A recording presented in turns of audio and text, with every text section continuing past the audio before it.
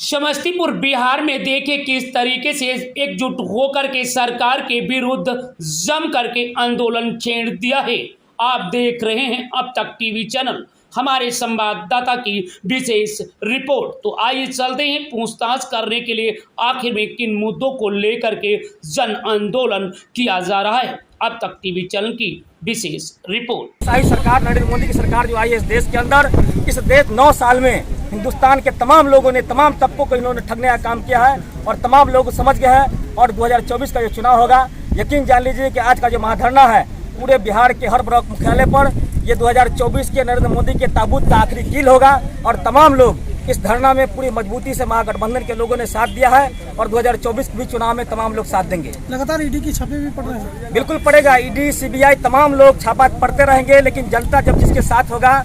एक गोरख पांडे ने गीत गाया था कि जब आवेला जनता की पलटनिया तो हिला ले झकझोर दुनिया, तो वही है झकझोर दुनिया। पूरे देश के अंदर, पूरे हिंदुस्तान के अंदर आज तमाम लोग सड़क पर हैं। आपने देखा है कि किसान सड़क पर, नौजवान सड़क पर 2 करोड़ का रोजगार जो इन्होंने वादा किया था, उस वादा को किसान नौजवान मांग रहे हैं कि मेरा रोजगार कहाँ, रोजगार दिखाइए। और उल्टे हमने देखा कि इस 9 साल के अंदर में 2 करोड़ से ज्यादा लोगों का रोजगार छिन गया है।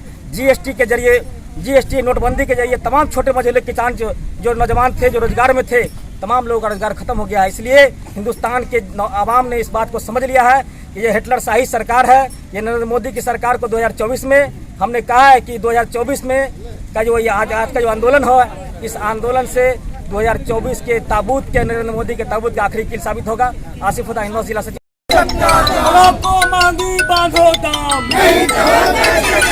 डीजल पेट्रोल पर 100 के पार क्यों नरेंद्र मोदी जवाब दो। देश के तमाम बेरोजगारों को रोजगार क्यों नहीं नरेंद्र मोदी जवाब दो। 2 करोड़ का वादा पूरा क्यों नहीं नरेंद्र मोदी जवाब दो। करते हैं ताकि लोगों का दिमाग वहाँ पे चला जाए। हम लोग जिस गंगा जमनी तहजीब के तहत हम लोग जो व्यवस्था में रह रहे हैं, क्योंकि हमारा संविधान है, हम उस संविधान के बताए हुए रास्ते पर चलते हैं। हमारे संविधान में ये है कि हम लोग सर्वधर्म संपन्न जो लोग हैं वो अपने देश में रहेंगे। यहाँ कोई ऐसी व्यवस्था नहीं है जो हिंदू राष्ट्र बनाने की बात जो वो लोग कर रहे हैं। यहाँ हम लोग तमाम लोग जो संविधान, जो बाबा साहब भीमराव अम्बेडकर का बनाया हुआ संविधान है, उस जब मोदी की सरकार की तो 1400 में सिलेंडर मिलता था, थोड़ा सा 20 रुपये 25 रुपया पड़ता था। जब अमीर प्रधान बीजेपी के जो थी, सरोजी की माला प्याज का सिलेंडर सीधे लेके, लेकिन आज 1300-1400 रुपये हो गया तो कुछ निकलने वाला नहीं है। चावल 45 रुपये हो गया, कोई भी चीज सस्ता नहीं है। आटा 35 रुपये किलो हो गया। तो जब से बीजेपी आई है, ये समझिए कि लुटेरा।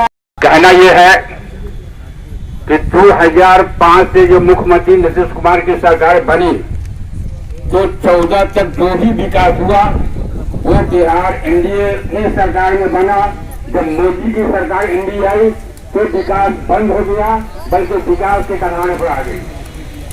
और जब हिंदुस्तान में पार्लियामेंट में जो हिंदुस्तान में बीजेपी का सरकार बनी थी, तो हमारे उम्मीद लगी थी कि विकास बढ़ेगा, लेकिन उसका ये जवाब है कि और भी विकास बंद कर।